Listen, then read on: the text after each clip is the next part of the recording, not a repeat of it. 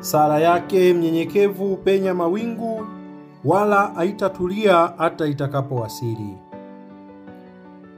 Ndugu zangu, karibuni katika tafakari ya neno la Mungu leo Dominika ya 30 ya mwaka C wa kanisa. Somo la kwanza kutoka katika kitabu cha Hekima ya Yoshua bin Sira, sura ya 35 mstari wa 12 hadi wa 14 na mstari wa 16 hadi wa 19. Somo la pili linatoka katika waraka wa pili wa Mtume Paulo kwa Timotheo, sura ya 4 mstari wa 6 hadi wa 8 na mstari wa 16 hadi wa 18. Somo la Injili takatifu likitoka katika kitabu cha Injili kadiri ya Luka, sura ya 18 mstari wa 9 hadi wa 14.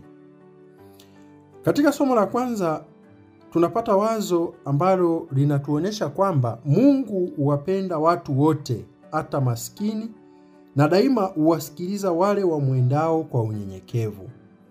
Somo hili linatupatia mwanga wa kuelewa Injili ya leo, tukiambiwa katika mstari ule wa 17 wa sura hii ya 35 ya kitabu hiki cha Hekima ya Yoshua bin Sira, sala yake mnyenyekevu upenya mawingu, wala haitotulia hata itakapowasili. Katika Injili ya leo tunafundishwa juu ya sala. Yesu anatupatia mfano unaolenga kuonesha kuwa Mungu hupenda unyenyekevu wa moyo na daima yu karibu nao waliovunjika moyo. Kama tunavyofundishwa na wimbo wa katikati wa leo, maskini huyo aliita, Bwana akasikia, Zaburi ya 34 mstari wa 6. Katika Injili ya leo tunaona kuna aina mbili za sala. Moja inasikiwa na moja haipati majibu. Sala ya mtoza ushuru inapata kibali mbele za Mungu, na ile ya Farisayo inakosa kibali. Kwani Farisayo katika sala yake alijikinai kuwa mwenye haki, akawadharau wengine wote. Mtoza ushuru lakini alijinyenyekeza na kujitazama kwa kupitia kioo cha Mungu. Hicho kioo cha Mungu kilimsaidia mtoza ushuru kujitambua na kujinyenyekeza, akasimama mbali, wala hakuthubutu hata kuinua macho yake mbinguni, bali ajipiga kifua akisema, Mungu uniwie radhi mimi mwenye dhambi. Ndugu zangu, katika maisha ya kawaida ya kijamii na kiimani, katika dini ya Kiyahudi, Mafarisayo walikuwa watu wema wenye bidii ya kushika sheria ya Mungu na mapokeo ya mababu na kufanya matendo ya toba, kama ambavyo Farisayo huyo kwenye Injili anavyojielekeza na kujieleza mbele za Mungu. Watoza ushuru lakini walikuwa kinyume kabisa cha Mafarisayo.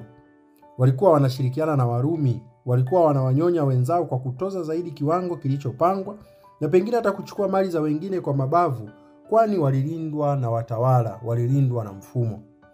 Hivyo watoza ushuru hawakupendwa na hawakukubalika kati ya watu, walionekana kwa ujumla ni waovu, na uovu wao ulitambulikana hadharani. Kuambiwa kuwa mtoza ushuru alisikilizwa sala yake na Farisayo hakusikilizwa ni jambo linalopaswa litushtue kidogo. Chukulia wewe unashika dini sana, unashinda kanisani kila siku, unatimiza yote yanayopaswa kutimizwa na Wakristo, hata unatimiza zaidi kwa kujitolea muda wako, mali, karama, vipaji vyako mbalimbali kwa ajili ya kanisa. Lakini inafika siku unahitaji kupata huduma fulani ya kanisa, unaambiwa kwamba haiwezekani wewe kupewa huduma hiyo kwa sababu labda katika yote umeyafanya ni kwa ajili ya majivuno. Ni kitu ambacho kinaweza kikawa ni kigumu sana kueleweka.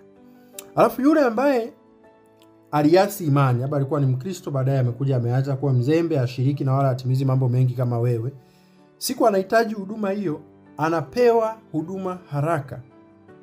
Je, wewe utaliona hilo kuwa sawa? Huyo paroko huyo hatosemwa kila kona ya mtaa? Bidii yako itabaki kama ya mwanzo?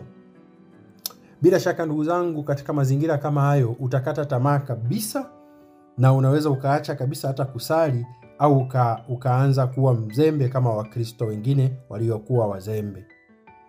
Ndugu yangu, kuna kukumbusha leo katika mfano wa Injili hii, Bwana wetu Yesu Kristo anatukumbusha kwamba Mungu haangalii kama mwanadamu aangaliavyo. Mwanadamu huitazama sura ya nje, Bwana hutazama moyo. Rejea kitabu cha kwanza cha Samueli sura ya 16 mstari wa 7. Ndugu zangu, Mungu ndiye hakimu mwenye haki ambaye haudharau kamwe moyo uliovunjika na kupondeka. Rejea Zaburi ya 51 mstari wa 17, moyo uliovunjika na kupondeka, Mungu hutaudharau. Injili ya leo inatualika kujitazama katika kioo cha Mungu na si kuwatazama wengine kama vioo vyetu. Mtoza ushuru alirudi nyumbani kwake amehesabiwa haki kuliko Farisayo, kwani alijitazama kwenye kioo cha Mungu, akajiona jinsi alivyo, akaona kuwa hastahili hata kusogea karibu wala kumwangalia Mungu kwa macho, bali alistahili kuomba radhi. Farisayo aliwatazama wengine kwa kuwadharau na kujitazama mwenyewe kwa vioo vya wengine, akafanikiwa kujiona kuwa yeye si kama wao. Basi hakuona haja ya kuwa mnyenyekevu, bali aliona ana haja ya kuwashtaki wengine mbele za Mungu. Alisahau kuwa Bwana ndiye mhukumu mwenye haki, akamtoa Mungu akajiweka yeye katika kuhukumu. Farisayo alijipima kwa kiwango cha chini kabisa.